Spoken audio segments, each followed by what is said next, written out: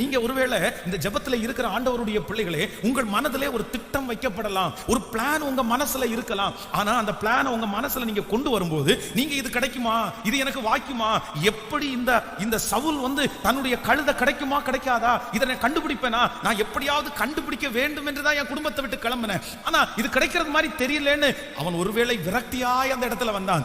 ஆனா கர்த்தர் என்ன செஞ்சார் அப்படின்னா, அவனுடைய திட்டத்தை விட கர்த்தர் அவன் மேல் வைத்த திட்டம் ரொம்ப பெரியவையா இருந்தது. உன் பிள்ளையை குறித்து ஒரு சாதாரணமான திட்டம் உங்களுக்குள்ள இருந்திருக்கலாம். என் பிள்ளை இப்படியாவது மாறாதா, என் பையன் இப்படியாவது மாற மாட்டானா, என்னுடைய பேர பிள்ளையை இப்படியாவது நடக்காதா, இப்படிப்பட்ட ஒரு திட்டத்திற்காக இந்த ஜெபத்துல இருக்கிற யாராவது ஒருத்தர் ஜெபம் பண்ணிட்டு இருக்கலாம். ஆனா ஆண்டவர் வாக்கு கொடுக்கிறார், இல்ல, உன் பிள்ளையை குறித்து நீ வைத்திருக்கிற திட்டத்தை விட பரலோகம் உன் பிள்ளையை குறித்து வைத்திருக்கிற திட்டம் பெரிதானது.